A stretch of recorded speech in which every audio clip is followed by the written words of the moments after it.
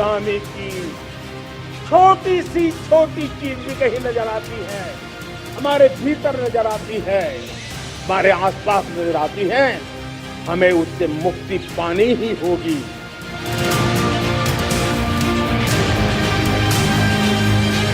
पहले ये Kingsway road था, कॉलोनियल मानसिकता का प्रतीक था। उसके बाद ये राजपथ हुआ। राजपथ, मेरा मानना है कि राजपथ, अगर इसको आप ध्यान से समझें तो आता है कि आप राजपथ पर राज करने वाले लोग हैं। प्रधानमंत्री जी की जो सोच है वो है कर्तव्य पर। नमस्कार, आप सभी का बहुत बहुत स्वागत है। मेरा नाम रूबिका लियाकत है और इस वक्त उस कर्तव्य पथ पर मौजूद हूं जहां थोड़ी ही देर बाद शुरू होने वाला है प्रधानमंत्री नरेंद्र मोदी का मेगा शो। देश की राजधानी दिल्ली की सूरत बदलने वाले सेंट्रल विस्टा प्रोजेक्ट के पहले फेज का आज उद्घाटन होने वाला है। यह पल ऐतिहासिक होने वाला है क्योंकि ये जो आप देख रहे हैं, आज से पहले तक अंग्रेज इसे किंग्सवे कहा करते थे और जब अंग्रेज चले गए तो इसे राजपथ का नाम दिया गया। लेकिन अब वो पल आ गया है जब अंग्रेजों की निशानियों को बाहर कर दिया जाए और अब हिंदुस्तान के उस परंपरा को आगे बढ़ाया जाए। और इसीलिए कर्तव्य पथ आज इस पूरे के पूरे सेंट्रल विस्टा के एक हिस्से का आज उद्घाटन होने वाला है। इंडिया गेट के पास नेताजी सुभाष चंद्र बोस की प्रतिमा का अनावरण भी प्रधानमंत्री नरेंद्र मोदी करने वाले हैं और उस हर इलाके की तस्वीर यहां पर आपके लिए हमने तैयार की हुई है।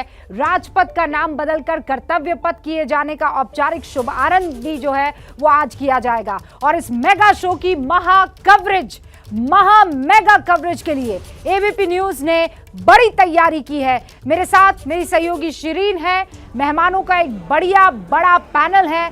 सेंट्रल विस्टा से मेरे साथ मेरे रिपोर्टर्स, मेरे सहयोगी एबीपी न्यूज की जान मौजूद है जो इस कवरेज में आपको देश के इस बड़े दिन की हर छोटी से छोटी और बड़ी से बड़ी बात बताने वाले हैं। हम शुरुआत करने जा रहे हैं, लेकिन कर्तव्य पथ पर आज आपको क्या कुछ देखने को मिलेगा, क्या कार्यक्रम है प्रधानमंत्री नरेंद्र मोदी का, वो आपको जान लेना चाहिए। सबसे पहले आप ये समझ लीजिए कि प्रधानमंत्री नरेंद्र मोदी जब आएंगे तो एक के बाद एक देश को समर्पित करेंगे। न सिर्फ सेंट्रल विस्टा का ये पूरा का पूरा इलाका जो इस वक्त आप स्क्रीन पर देख रहे हैं, ये वो खूबसूरत इलाका है। पहले अमर जवान ज्योति और नेशनल मेमोरियल जो है वो था, अब उस जगह चीजें बदल रही हैं। लेकिन पहले मैं आपको मोदी का जो मेगा शो होने वाला है वो दिखा देना चाहती हूँ। जैसे शाम को 7 बजे आप देखिए नेताजी सुभाष चंद्र बोस की प्रतिमा का अनावरण किया जाएगा। पहले होलोग्राम वहां पर रखा हुआ था, उससे पहले जॉर्ज पंजम की मूर्ति थी। फिर 7:10 पर इंडिया गेट पर पैदल भ्रमण किया जाएगा प्रधानमंत्री नरेंद्र मोदी द्वारा। उसके बाद आप देखिए 7:25 पर श्रमजीवियों से वो संवाद करने वाले और लगभग 5 मिनट का ये संवाद रहने वाला है। 7:25 पर वो बातचीत शुरू करेंगे। 7:30 पर कर्तव्य पथ पर वो जो एग्जीबिशन है उसका उद्घाटन करेंगे। कर्तव्य पथ पर 7:30 बजे उस एग्जीबिशन के उद्घाटन के बाद प्रधानमंत्री नरेंद्र मोदी 8:02 पर राष्ट्र को संबोधित करने वाले हैं। और लाल किले की प्राचीर से उन्होंने ये बात बहुत क्लियरली बता दी थी कि हमें अब तैयारी करनी है हिंदुस्तान के 100 वर्षों की आज़ादी की, और उसमें कुछ 5 मंत्र हैं जिनको साथ हिंदुस्तान को लेकर चलना होगा। और उन मंत्रों के साथ एक और बड़ा मंत्र दिया था कि जितनी भी पुरानी निशानियां हैं, गुलामी की निशानियां हैं, सिर्फ अंतर आत्मा से ही नहीं, हर उस इलाके से हटा दी जानी चाहिए। और ये काम आज कर्तव्य पथ इस नाम के बदलाव के साथ हो जाएगा। ग्राउंड जीरो पर निधिश्री मेरी सहयोगी मौजूद है, जरा उनका रुख कर लेते हैं। निधिश्री, आप कहां पर मौजूद हैं और क्या आप बताना चाहेंगे? इनफैक्ट हम आपको तस्वीरों में देख पा रहे हैं, खूबसूरत आज दिखता हुआ ये कर्तव्य पथ। रवि सर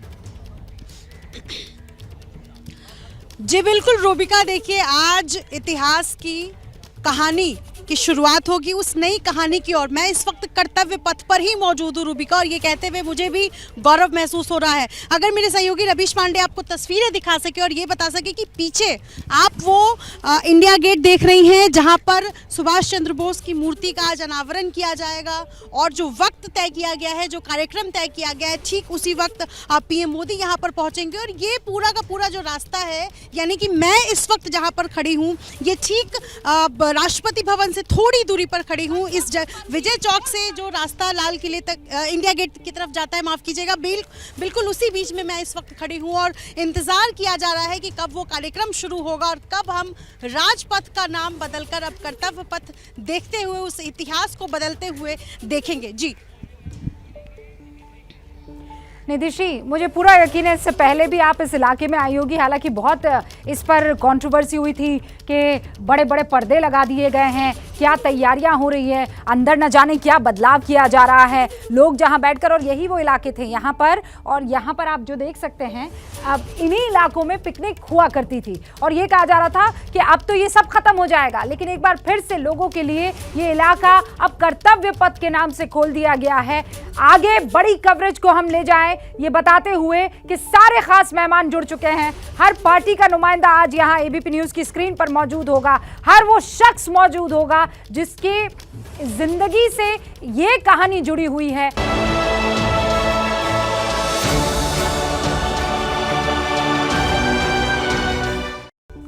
तो कर्तव्य पथ पर मोदी का मेगा शो होने वाला है और हमने आपके लिए एबीपी न्यूज़ ने खास तैयारियां की हुई है। वो पीछे आपको इंडिया गेट नजर आ रहा है। इंडिया गेट के चारों तरफ जो है एक सर्कुलर एरिया है, उधर ही उस एरिया के वहां पर ये कैनोपी तैयार है। इस कैनोपी में 1968 तक तो जॉर्ज पंचम की मूर्ति हुआ करती थी, ये जो आपको दिखाई दे रही है। इस वक्त सुभाष चंद्र बोस की ये मूर्ति आपको दिखाई दे रही है। लेकिन 55 सालों तक इस कैनोपी को ऐसे ही खाली रखा गया था। जॉर्ज पंचम की मूर्ति को हटा दिया गया था और बहुत सोच समझने और विचार करने के बाद यहाँ पर नेता सुभाष चंद्र बोस की मूर्ति रखी गई है। और सेंट्रल विस्टा, ये जो पूरा इलाका है, इस इलाके में आप जिस भी फ्रीडम फाइटर का नाम लेंगे उसकी या तो वहाँ पर स्मरणीय कोई जगह है या उनके नाम से किसी तरह का कोई इलाका है। इकलौते सुभाष चंद्र बोस है। पार्लियामेंट के अंदर तो है ही उनकी मूर्ति, लेकिन बाहर की तरफ ऐसी कोई उनकी मूर्ति नहीं, ऐसी कोई यादगार चीज़ नहीं। और इसीलिए इस कैनोपी के अंदर सुभाष चंद्र बोस की मूर्ति, आज इसका उद्घाटन होगा। जब तक ये मूर्ति बन रही थी तब तक होलोग्राम यहाँ पर एक था। आज प्रधानमंत्री नरेंद्र मोदी शुरुआत जो है अपने कार्यक्रम की, वो यहाँ पर आकर नेताजी सुभाष चंद्र बोस को याद करके 7 बजे वो कार्यक्रम शुरू होने वाला है और उसके बाद ये कार्यक्रम आगे बढ़ेगा। लेकिन अब तक इस सरकार ने नेताजी सुभाष चंद्र बोस के लिए क्या क्या काम किए हैं, वो उसकी एक झलक मैं आपको दिखा देना चाहती हूँ। 2015 में नेताजी से जुड़ी जो फाइल है उसका कुछ अंश जो है वो सार्वजनिक किया गया था 2015 में, और 2014 में सरकार आई थी। फिर 2018 में आप देखिए रॉस आइलैंड का नाम जो है नेताजी सुभाष चंद्र बोस द्वीप कर दिया गया, उसे बदल दिया गया। 2019 में लाल किले पर म्यूजियम का उद्घाटन किया गया नेताजी सुभाष चंद्र बोस का। 2021 में आप देखिए 23 जनवरी पराक्रम दिवस घोषित कर दिया गया और उसके बाद 2022 में इंडिया गेट पर नेताजी सुभाष चंद्र की जो मूर्ति है उनकी आधारशिला यहां पर रख दी गई और आज इसका उद्घाटन होगा। मेरी सहयोगी शिरीन हमारे साथ जुड़ी हुई है, जैसा हमने आपको बताया था इस बड़ी मेगा कवरेज में। शिरीन के पास कुछ दिलचस्प जानकारियां हैं आज के इस कार्यक्रम को लेकर, इसके पीछे की सोच को लेकर, जरा उनका रुख करते हैं। शिरीन। शुक्रिया रूबिका आपका। और जैसे कि आपने कहा ना, आज का दिन हर देशवासी के लिए बड़ा है, तो जल्दी से जो एबीपी न्यूज ने तैयारी की है वो हम अपने दर्शकों को दिखा देते हैं। आज देखिए प्रधानमंत्री नरेंद्र मोदी का मेगा शो होने जा रहा है। आप देख रहे हैं, देखिए नेताजी की मूर्ति का पहले होलोग्राम प्रतिमा वहां पर थी, लेकिन आज ग्रेनाइट की उस प्रतिमा का अनावरण वहां पर किया जाएगा होलोग्राम प्रतिमा की जगह पर।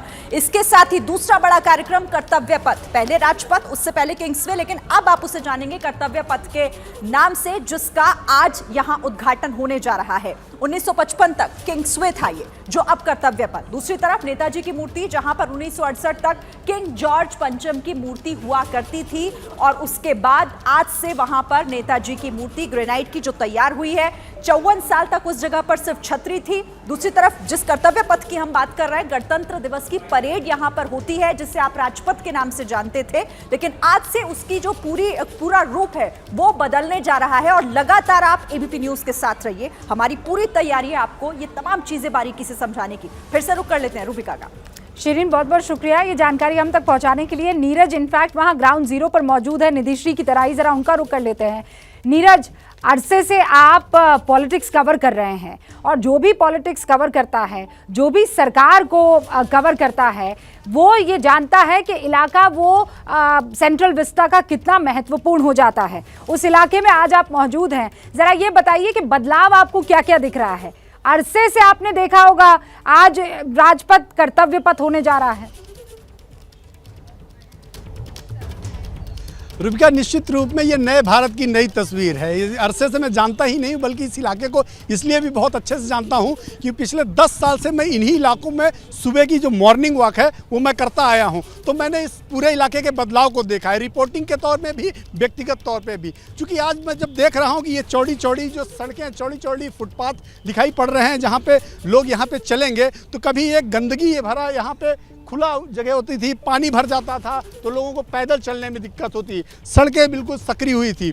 आज की ये जो घास आप देख रहे हैं, कई बार यहाँ पे झाड़ हुआ करती थी, जो आज साफ सुथरी घास आपको दिखाई पड़ रही है। इसके अलावा जो सबसे बड़ा बदलाव यहाँ देखने को मिला है, इन सभी सड़कों को जो पार करने के लिए जो टनल्स बनाई गई हैं, ये सबसे महत्वपूर्ण है। क्योंकि जब भी यहाँ पे शाम का समय होता था, चूँकि आज जब हम बात कर रहे हैं तो बृहस्पतिवार है, लेकिन शुक्रवार, शनिवार और रविवार, इन 3 दिनों में इस पूरे इलाके में मेला जैसा लगा होता है। और उस समय दिल्ली और देश के दूसरे इलाकों के लोग जब दिल्ली आते हैं तो इंडिया गेट जरूर देखने आते हैं। उस समय जब लोगों को इस रोड से इंडिया गेट तक जाना तो होता था, उन लोगों के लिए ही बता दीजिए ना नीरज, उन लोगों के लिए ही बता लीजिए और हमारे लिए भी बता दीजिए कि इस बार अगर संडे को मैं अपने बच्चों को इंडिया गेट दिखाने ले जाऊं तो इन इलाकों में बैठ पाऊंगी? जैसे पहले जो है आप अपनी बेडशीट, अपनी चादर बिछाकर वहां बढ़िया से धूप का मजा लिया करते थे, वो काम अब हम कर पाएंगे कि वो हमसे छीन लिया गया है सुख?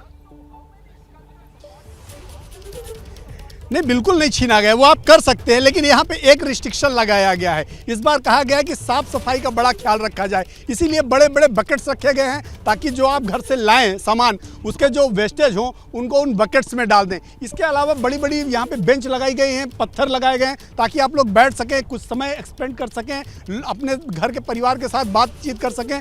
लेकिन जो पहले था, मैं रूबिका एक बात बहुत क्लियर बता दूँ, मैंने रिपोर्टिंग के दौरान भी अब जब स्टोरी की थी सेंट्रल विस्टा को लेकर, उस समय भी हमने ये बात बताई थी कि इस पूरे इलाके में कोई वैसा बदलाव नहीं हुआ जैसा लोग कहते हैं कि आपको यहाँ आने में रोक दिया जाएगा, टिकट लगेगा या आपको यहाँ के किसी उस पर बदलाव किया। कुछ बदलाव नहीं हुआ, बस बदलाव है सोच का, बदलाव है निर्माण का, नए भारत की तस्वीर का। तो यहाँ पे आपको जो दिख रहा है वो नए भारत की तस्वीर दिख रही है, और होना भी चाहिए। दिल्ली जो है हमारे देश की राजधानी है। दुनिया के जब दूसरे लोग हमारे देश में आते हैं, हम नहीं, इसमें कोई डाउट नहीं है, इसमें कोई शंका ही नहीं है। जब हमने ड्रोन से ली गई वो तस्वीरें देखी थी तो दिल फख्र से चौड़ा हो गया था और गदगद हो गया था ये देखकर कि अरे वाह, ये तो हिंदुस्तान की राजधानी दिल्ली की खूबसूरत तस्वीर है।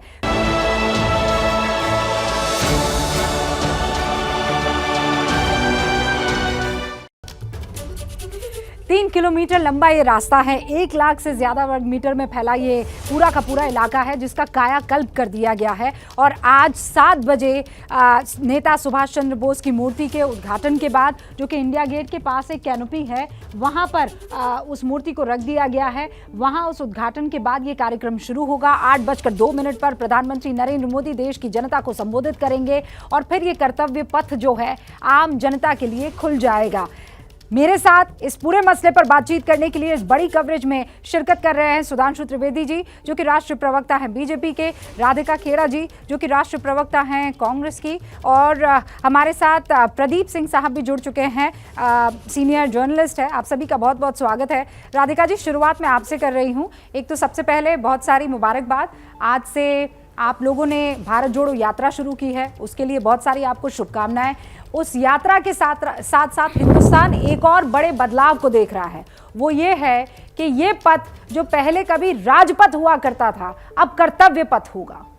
बहुत बहुत धन्यवाद रूबिका जी।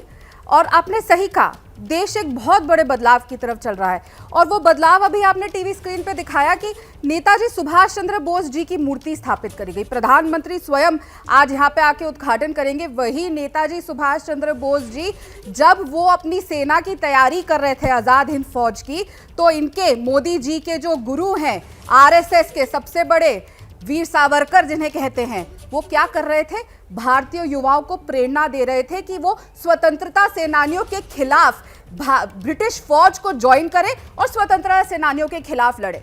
और उसके बाद जब 1941 में अंग्रेजों भारत छोड़ो हो रहा था, जो नेताजी सुभाष चंद्र बोस योजना बना रहे थे आखिरी युद्ध की, तो गोवलकर क्या कर रहे थे? सॉरी, तब श्यामा प्रसाद मुखर्जी क्या कर रहे थे?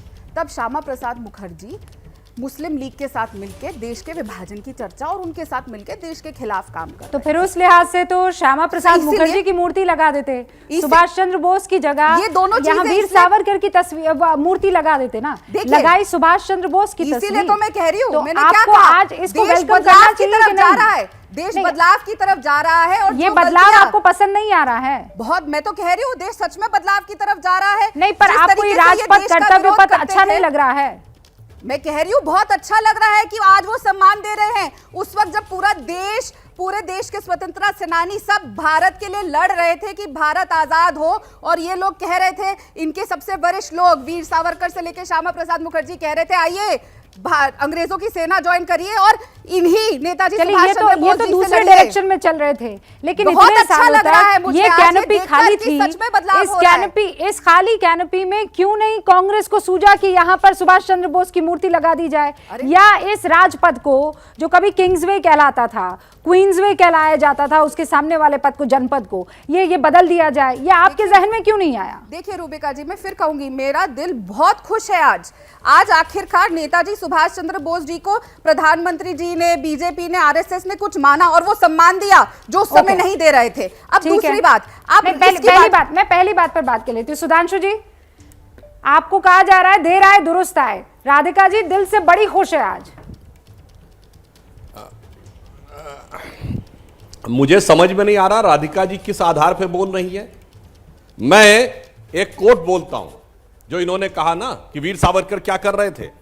जब राजनीतिक अदूरदर्शिता की कमी के कारण कांग्रेस पार्टी का हर नेता आजाद हिंद फौज के जवानों को भाड़े का सिपाही कहकर ताना मार रहा है, वैसे समय में मुझे यह जानकर खुशी हो रही है कि मिस्टर सावरकर पूरे साहस के साथ भारत के युवाओं को फौज में शामिल होने के लिए कह रहे हैं। यह किसका वक्तव्य है? नेताजी सुभाष चंद्र बोस, आजाद हिंद फौज के रेडियो से 25 जून 1944। यही तो बहुत बड़ी समस्या है कि भारत के इतिहास को किस ढंग से विकृत और लांछित करने का प्रयास किया गया। और मैं बताना चाहता हूं वीर सावरकर ने क्यों कहा था शामिल होने के लिए। अरे 1 सितंबर 1939 को जिस दिन हिटलर ने पोलैंड पे आक्रमण करके सेकेंड वर्ल्ड वॉर शुरू कर दिया था, नेताजी ने कहा था यही मौका है, इस समय कांग्रेस को दबाव बनाना चाहिए आजादी के लिए। मगर नहीं माने थे उस समय नेहरू जी, और विनम्रता से कहता हूं ना गांधी जी माने थे, बल्कि सुभाष चंद्र बोस जी को इस्तीफा देना पड़ा था निर्वाचित अध्यक्ष होने के बाद। मतलब पट्टाभी सीटा रमैया की हार मेरी व्यक्तिगत हार होगी, ये कहने वाले गांधी जी थे। इसके बावजूद सुभाष जीत गए थे और आखिर में सुभाष जी को फोर्स किया गया और फिर उन्होंने जाके अपनी फौज बनाई बाहर जाके। आपने सुभाष बोस जी के साथ क्या किया। और मैं एक बात और कह दूं, आज जो मोदी जी ने निर्णय लिया है उस कैनोपी में सुभाष बोस जी की क्यों होनी चाहिए। स्वतंत्र भारत की पहली सरकार, आजाद हिंद फौज की निर्वासित सरकार जो अक्टूबर 1943 में बनी थी, नेहरू जी वाली सरकार तो 2 सितंबर 1946 को माउंट बेटन ने शपथ दिलाई थी। मगर सुभाष चंद्र बोस जी की सरकार स्वाभिमानी और स्वायत्त सरकार थी जिसे उस समय 11 देशों ने मान्यता प्रदान की थी। ठीक है, वो विषय आगे नहीं चल पाया, तो कहीं ना कहीं इतिहास में उसका भी स्थान होना चाहिए। यदि जिन लोगों ने सत्ता प्राप्त की, जिनको ट्रांसफर ऑफ पावर हुआ अंग्रेजों से, उनका स्थान होना चाहिए। तो जिन्होंने बंदूक लेकर लड़ाई लड़ी उनका भी सम्मान होना चाहिए। तो इसलिए जो नेताजी सुभाष चंद्र बोस जी का सम्मान है, यह बिल्कुल स्वतंत्रता के अमृत महोत्सव वर्ष में बिल्कुल उपयुक्त और सार्थक है। और कर्तव्य पथ के बारे में जब आज की तारीख में बात की जाती है, मैं चाहती हूँ राधिका जी आप इसका जवाब दें, लेकिन उससे पहले प्रदीप जी से भी ओपनिंग रिमार्क चाहती हूँ। प्रदीप जी, आज 7 बजे बहुत चीज़ें बदलेंगी और मैं बार बार लाल किले पर प्रधानमंत्री नरेंद्र मोदी की उस बात की तरफ इशारा करती हूँ जब वो ये कहते हैं कि अब वो बदलाव आना इसलिए ज़रूरी है क्योंकि आपको आगे की तरफ जाना है और पीछे जितनी भी गुलामी की निशानियां हैं उनको अंदरूनी तौर पर भी और बाहर जो दिख रहा है उसको भी बदल देना है, और कर्तव्य पथ उसकी जीती जागती मिसाल। नहीं, राधिका जी ने जो कहा, जिस पर आपने टिप्पणी की, देर आयत दुरुस्त आयत, मैं मानता हूं कि सही बात है। 1947 15 अगस्त 1947 के बाद से ही ये बदलाव शुरू होने चाहिए थे। जॉर्ज पंचम की मूर्ति उस कैनोपी में 21 साल तक क्यों रही आज़ाद भारत में? इसका जवाब कौन देगा? किन लोगों की वजह से थी? क्यों उसको नहीं हटाया गया आज़ादी के बाद? तो ये तमाम सवाल हैं। दूसरा, जो कुछ बदलाव हो रहा है, 111 साल पुरानी है लुटियंस दिल्ली, जो संसद भवन है या राष्ट्रपति भवन है, नॉर्थ ब्लॉक, साउथ ब्लॉक, ये सब जो वहाँ पेड़ पौधे लगाए गए थे 80-90 साल के हो गए। तो परिवर्तन की ज़रूरत तो सब बोल रहे थे। कांग्रेस की सरकार थी तब भी, कांग्रेस के स्पीकर जब शिवराज पाटिल थे तब से बात हो रही है कि संसद का नया भवन बनना चाहिए। एक सीमा के बाद जो है, जो भी आर्किटेक्ट थे उन्होंने कहा अब इसमें कोई मरम्मत हो ही नहीं सकती, नया संसद भवन बनाना बिल्कुल ज़रूरी हो गया है। तो हर परिवर्तन का विरोध ज़रूरी नहीं होता है, और परिवर्तन अगर अच्छे के लिए हो तो उसका साथ देने से लोगों का भी साथ मिलता है, लोगों की प्रशंसा मिलती है। तो प्रशंसा करने में राजनीति में अपने प्रतिद्वंदी का विरोध करना बड़ी अच्छी बात है। हाँ, लेकिन इस बात का आज की तारीख में जरूरत है क्या इस चीज की? देखिए, सबसे पहले तो सुधांशु जी जो कह रहे थे, मैं आपको बता दूं सुधांशु जी, 23वां सेशन था हिंदू महासभा का भागलपुर में 1941। वीर सावरकर जी ने यही शब्द कहे थे जो मैंने बताए हैं। आप एक बार जाके पढ़ लिएगा, आपकी इतिहास की किताबें तो आपने स्वयं बदली नहीं होगी, क्योंकि वैसे इतिहास आप लोग बदल रहे हो। और मैंने तो रूबिका जी शुरुआत में ही कहा, ये बहुत वेलकम स्टेप है कि आखिरकार उन्होंने माना असली स्वतंत्रता सेनानी कौन है और उनको वो सम्मान दिया जो उस वक्त नहीं दिया था। अब हम बात कर रहे हैं बार बार कि कर्तव्य पथ, बार बार क्या सिर्फ नाम बदलना ही इस सरकार का कर्तव्य है? पहले भी नाम बदला गया था, रेसकोर्स रोड का नाम क्या रखा गया था? केवल नाम बदला है क्या? राधिका जी आप गई हैं उस इलाके में, गई हैं? देखिए, सबसे बहुत पहले बताइए ना मुझे, राधिका जी आप गई हैं उस इलाके में? अहम बात है, एक और भी रास्ता बदला गया था, एक नाम बदला गया था। मेरे को कंप्लीट करने दीजिए। देखिए, वहाँ की तस्वीरें दिखा रही हूँ राधिका जी, मैं आती हूँ आपके पास, मैं बीच में टोकूंगी नहीं, लेकिन आप जानती हैं कि आज की जो डिबेट है वो कवरेज के साथ वाली डिबेट है, यानी तस्वीरें भी हम दिखाएंगे और साथ में डिबेट भी कर सकते हैं। लोग वहां पर इकट्ठा होना अब शुरू हो गए हैं, ये स्पेशल इनवाइटीज हैं। और ये आप देखिए, पहली तस्वीर है एबीपी न्यूज पर, वो कैनोपी के बिल्कुल कैनोपी के नीचे वहां नेताजी सुभाष चंद्र बोस की वो मूर्ति तैयार है। खूबसूरत ग्रेनाइट से बनी ये मूर्ति अब से कुछ ही देर में प्रधानमंत्री नरेंद्र मोदी इसका उद्घाटन करने वाले, और ये पूरा इलाका 1.5 घंटे बाद कर्तव्य पथ का भी उद्घाटन हो जाएगा। 1125 कार, 40 बसों की पार्किंग का इंतजाम है। 16 किलोमीटर लंबे रास्ते पर आप ये समझ लीजिए कि लोगों के चलने की व्यवस्था है, बैठने की व्यवस्था है, शौचालय की व्यवस्था है, जिसमें 64 महिलाओं के लिए और 32 पुरुषों के लिए शौचालय बनाए गए हैं। कर्तव्य पथ पर 114 आधुनिक इंडिकेटर की व्यवस्था की गई है। राधिका जी मैं पढ़कर सुना रही हूँ आपको। 8 सुविधा खंड है, 987 कंक्रीट के बने मोटे खंभ है, 1490 मैनहोल है, 6 नई पार्किंग प्लेसेस है। इससे पहले यहाँ पर पार्किंग की व्यवस्था नहीं थी। 6 वेंडिंग जोन बने हैं जहां पर आप खरीदारी कर सकते हैं, खाने पीने की चीजें ले सकते हैं। और आपको ये भी बता दूं मैं कि यहाँ 19 एकड़ में फैली जो नहर थी उसका पूरा कायाकल्प किया गया है। वाणिज्य भवन और कृषि भवन की तरफ बनी नहर में बोटिंग तक की सुविधा भी अब लोगों को मिलने वाली है। लेकिन इससे पहले की अगर मैं बात करूं तो राजपथ पर केवल जीब्रा क्रॉसिंग हुआ करती थी, लाल बजरी थी जहां पर अब पुख्ता आपको ठोस समतल जमीन दिखेगी, महज घास थी। साफ पीने का पानी तक नहीं था, और पीना छोड़ दीजिए, साफ पानी तक नहीं था जिस नहर का भी मैं जिक्र कर रही थी। जगह की कमी की वजह से वहां पर वेंडर्स भी किसी तरह की कोई और उनको इजाजत भी नहीं थी, अगर मैं क्लियरली आपको बताना चाहूं तो। लेकिन अब वो उस पूरे इलाके में चीजें बदल गई हैं। सेंट्रल विस्टा एवेन्यू का ये जो एक भाग है आज जनता के लिए खोल दिया जाएगा। न्यू इंडिया में नया इतिहास बनते हुए आज आप एबीपी न्यूज़ पर देखने वाले हैं। सारे खास मेहमान हमारे साथ बने हुए हैं, लेकिन ज़रा शिरीन का एक बार रुक कर लेते हैं। कुछ जानकारी आप जानना चाहेंगे और देखना चाहेंगे दिलचस्प तरीके से। शिरीन तैयार है उस जानकारी को आप तक पहुंचाने के लिए।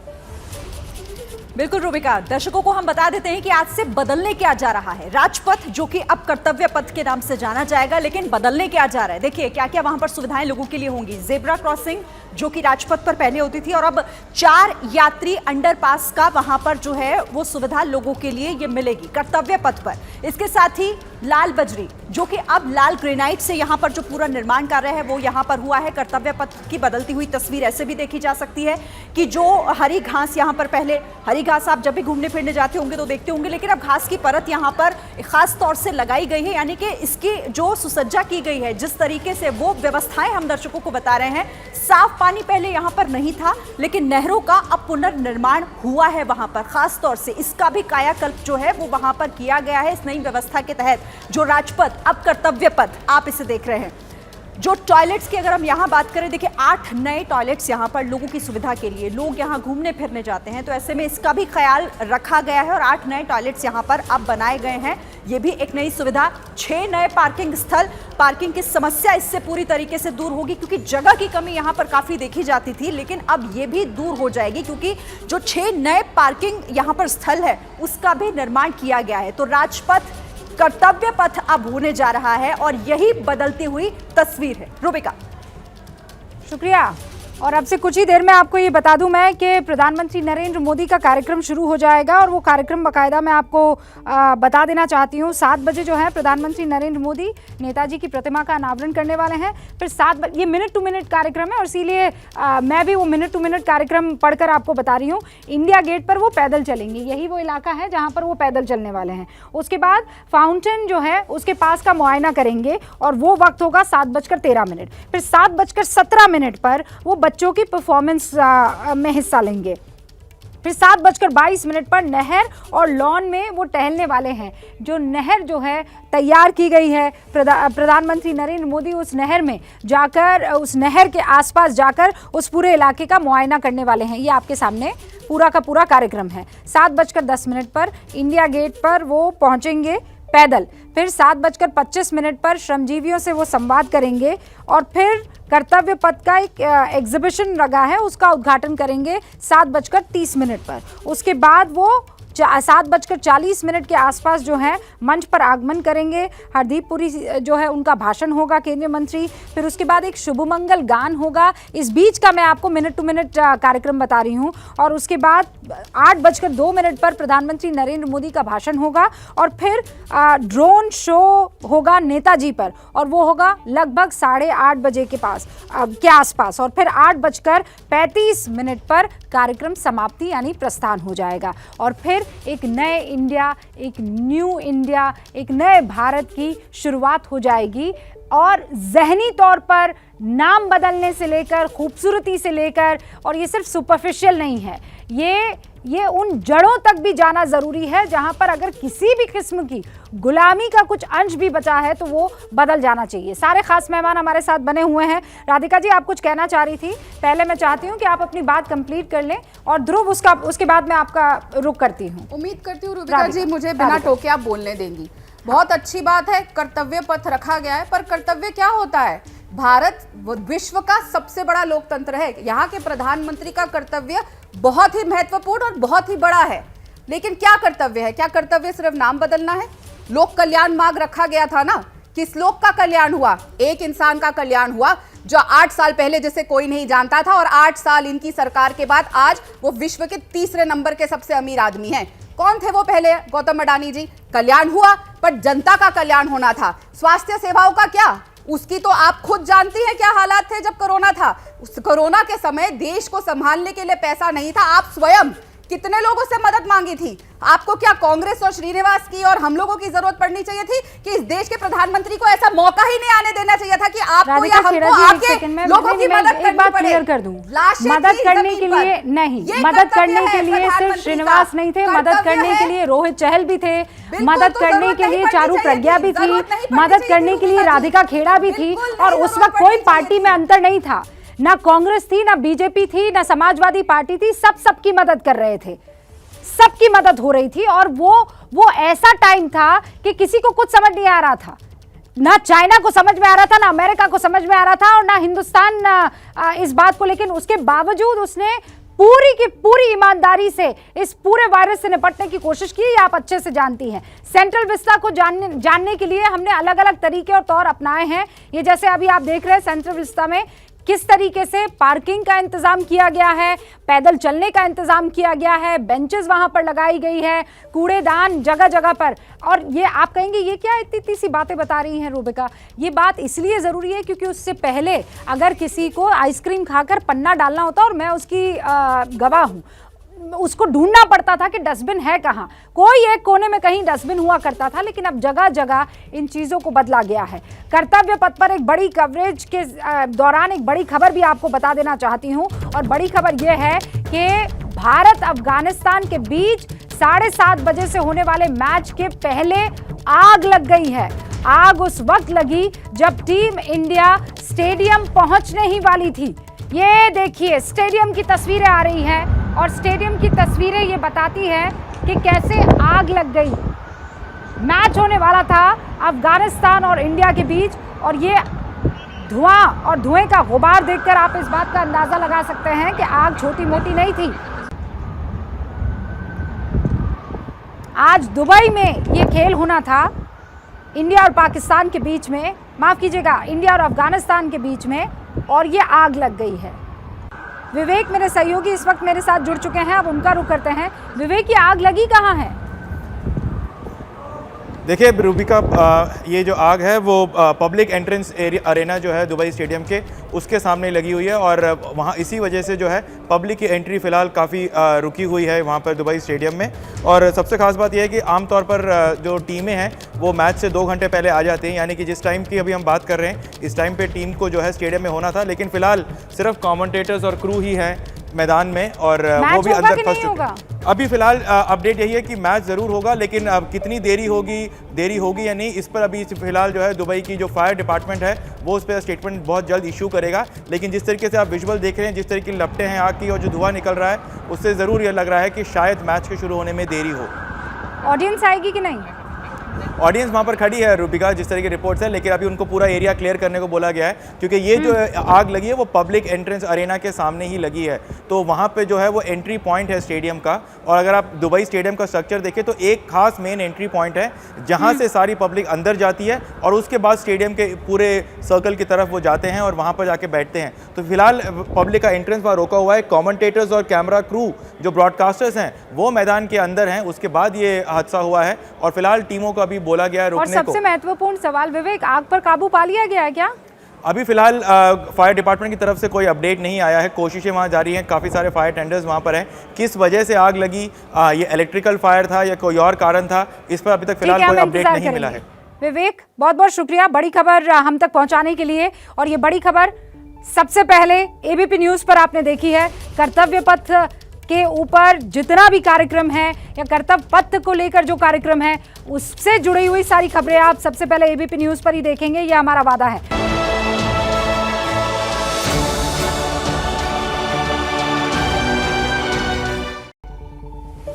7 बजे औपचारिक तौर पर कार्यक्रम का शुरुआत हो जाएगी, लेकिन उससे पहले बड़ी कवरेज हर एक एंगल से आपको इस 3 किलोमीटर लंबे रास्ते के बदलाव के बारे में हम बताने वाले हैं। सारे खास मेहमान हमारे साथ जुड़े हुए हैं, दिबांग भी हमारे साथ जुड़ चुके हैं। जरा उनका भी इस पूरे मसले पर पहले ओपनिंग रिमार्क, और उसके बाद केसी त्यागी साहब भी इस वक्त मुझे स्क्रीन पर दिखाई दे रहे हैं। दिबांग,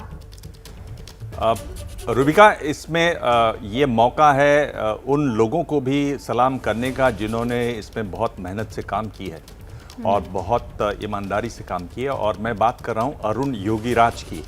अरुण योगीराज वो व्यक्ति हैं, करीब 40 की इनकी उम्र है, और उन्होंने ये सुभाष चंद्र बोस की जो स्टैचू है वो उन्होंने बनाया है। खम्मम में ये बनी है। मैसूर का जो राजघराना है उसके परिवार से इनके परिवार जुड़े रहे, 5 पीढ़ियों से लगातार ये मूर्तियां बना रहे हैं। MBA कर चुके हैं। और अगर आप केदारनाथ जाएं तो वहाँ आदि शंकराचार्य की जो स्टैचू लगी हुई है वो इन्होंने बनाई। वहाँ से प्रधानमंत्री मोदी को स्टैचू अच्छी लगी, इनको बुलाया गया। इन्होंने रामकृष्ण परमहंस की भी एक बहुत अच्छी स्टैचू बनाई है।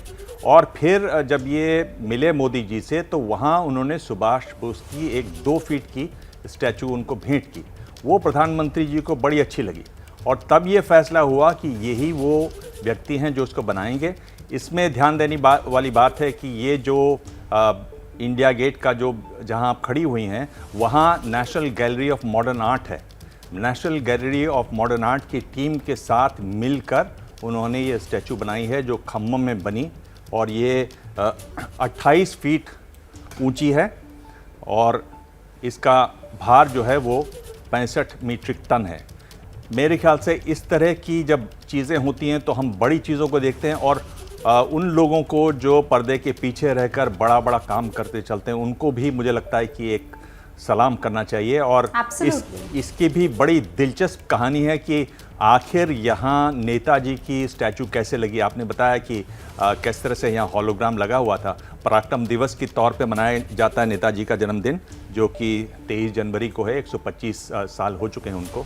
और कैसे यहाँ पर जब ये कैनोपी से हटाई गई जॉर्ज पंचम की स्टैचू, उसके बाद बड़ा इसमें, क्योंकि मुझे इन चीज़ों में बड़ी रुचि है इसलिए बड़ा ये विचार चला कि भाई कैसे क्या किया जाए। तो इसमें बहुत जानने वाली बात यह है कि जो पार्लियामेंट में स्टैचू है महात्मा गांधी की मेडिटेशन के पोज में बैठे हुए, पहले वो लगाई जानी थी यहाँ पर। मोरारजी देसाई की जब सरकार थी तो वो बनाई गई थी एक कॉम्पिटिशन में, और वो बहुत बड़े आर्टिस्ट हैं राम सुतार साहब ने ये बनाई है। अगर आप जो स्टैचू ऑफ यूनिटी है गुजरात में, वो भी राम सुतार साहब की बनाई हुई है। तो राम सुतार ने वो बनाई, राम सुतार साहब की स्टैचू सबको पसंद भी आई, और बड़ा फिर विवाद चला कि ये जो कैनोपी है उसको कैसी हो सकती है ब्रिटिश जमाने की बनाई हुई, और गांधी जी के सर के ऊपर कैनोपी को हटाया जाए, उस पर विवाद चला। और जॉर्ज फर्नांडिस ने उन दिनों बड़ा लंबा चौड़ा भाषण दिया, कहा कि हम गांधी जी को सड़क पर थोड़ा ही छोड़ सकते हैं। तब गांधी जी की स्टैचू पार्लियामेंट में आई, और वो ब्रॉन्ज की बनी हुई स्टैचू है। मेरे ख्याल से ये जब बात कर रहे हैं तो इन लोगों को भी सलाम करने की ज़रूरत है। राजनीति, और आपने बहुत बढ़िया और प्यारी बातें बताई है कि हमें ये जानना चाहिए कि अगर ये हुआ तो हुआ क्यों, और किया तो किया किसने। आज बड़े लेवल पर प्रोग्राम हो रहा है, लेकिन ये छोटी छोटी कहानियाँ हिंदुस्तान को एक धागे में पिरोती है। केसी त्यागी साहब भी हमारे साथ जुड़ चुके हैं। सर, बहुत बहुत स्वागत है आपका। उम्मीद करती हूँ आपकी तबीयत बहुत अच्छी होगी, और आज जब आप इस राजपथ को कर्तव्य पथ में तब्दील होते हुए देख रहे होंगे तो बहुत सारी यादों के उबार आने लगे होंगे आपके जहन में।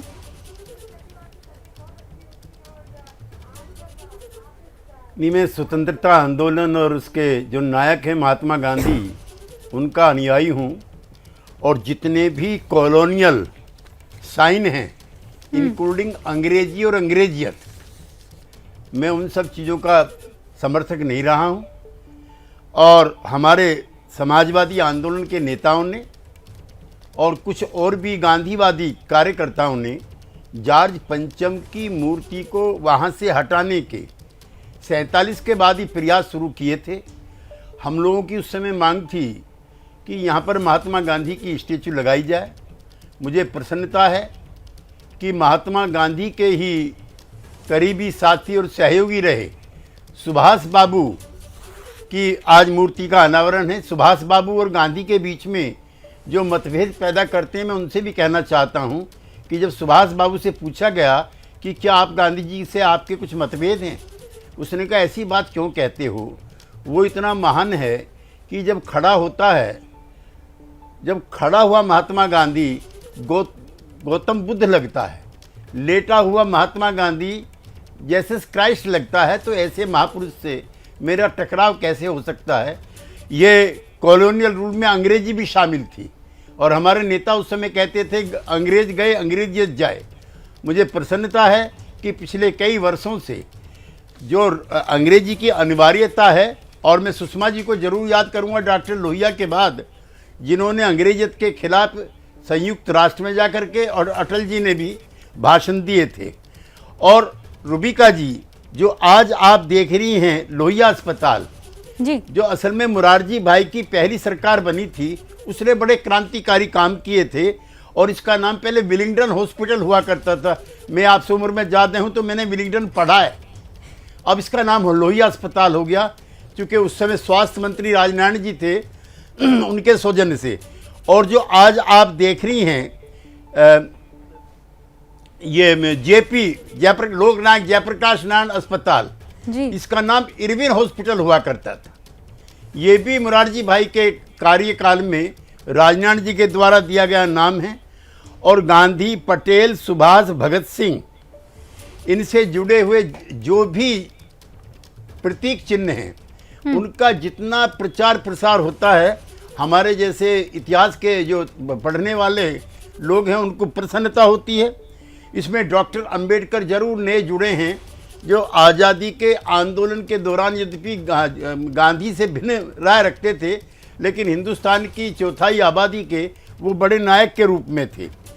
तो इन स्मृति चिन्हों को हटाने से अभी भी विलिंगडन क्रिसेंट थोड़े दिन पहले तक ही नाम था 11 मूर्ति मार्ग का, जो 11 मूर्ति वाली मूर्ति लगी है। और ऐसे ऐसे नाम हम लोगों को कचोटते थे। जॉर्ज पंचम की मूर्ति जब भी उधर को जाते थे, ऐसा लगता था कि क्या अभी हम गुलामी के दौर से गुजर रहे हैं। तो अगर इस तरह का कोई परिवर्तन होता है, एक चीज मैं जरूर कहना चाहता हूं कि परिवर्तन किसी को चुभने नहीं चाहिए। एक नायक को दूसरे नायक से टकराहट के तौर पर नहीं दिखाया जाना चाहिए। जितने भी नायक हैं उनके महिमा मंडल करने का मुझे अधिकार है।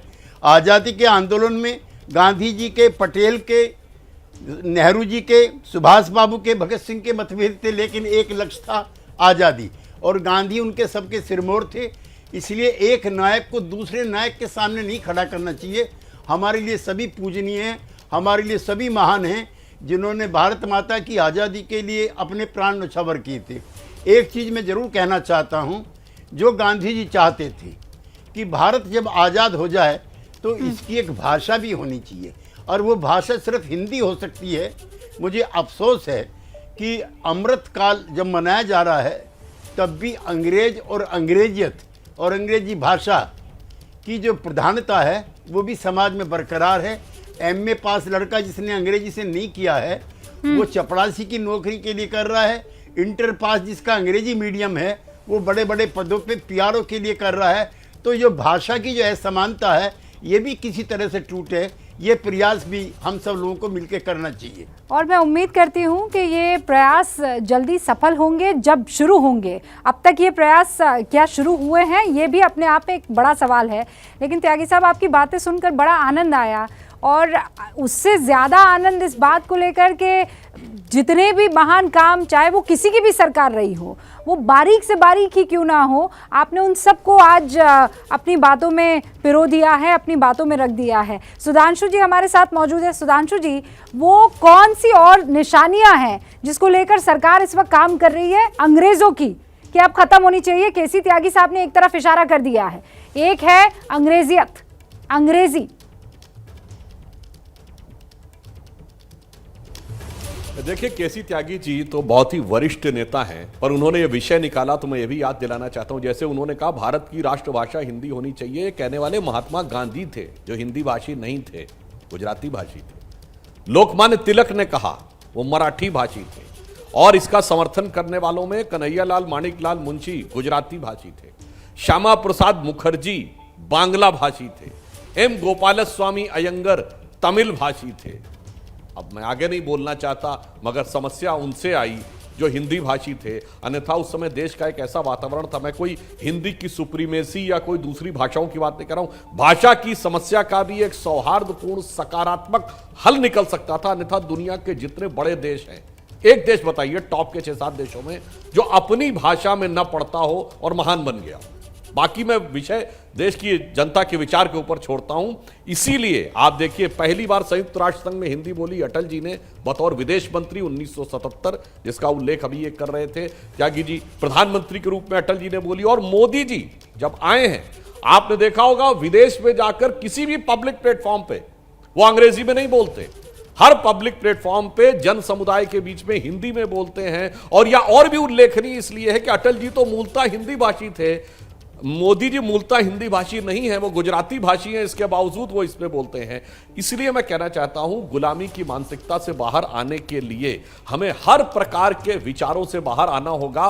और एक बिंदु और, अभी देखिए त्यागी जी ने बोला कितनी अच्छी बात, अगर विलिंगडन हॉस्पिटल और इरविन हॉस्पिटल 1977 तक रहा तो मैं कोई इस पर क्यों 1977 तक रहा, क्यों 1977 के बाद ही चेंज हुआ? अगर जॉर्ज पंचम की मूर्ति 1967 के चुनाव के बाद आए परिणामों के बाद ही क्यों चेंज हुई, जब अनेक राज्यों में उस समय जनसंघ और जो सोशलिस्ट पार्टी थी जिसमें त्यागी जी के लोग थे साथ में, उनके साथ मिलकर सरकारें बनी थी पश्चिम से लेकर पूर्व तक, तो यह बदलाव हुआ था। मैं सिर्फ यह कहना चाहता हूं कि हम लोगों का देश विश्व का इस समय यंगेस्ट कंट्री है तो एक पक्ष है, यह पूर्ण सत्य नहीं है रूबिका जी, यह अर्ध सत्य है। We are the youngest nation and the oldest civilisation.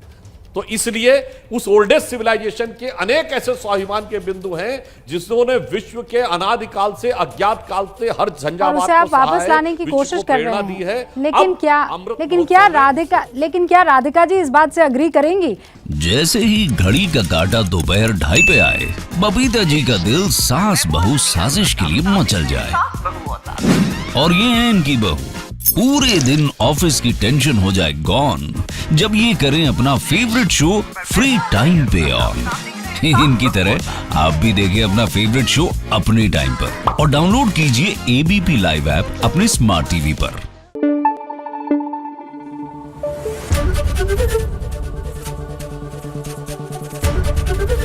ABP news आपको रखे आगे।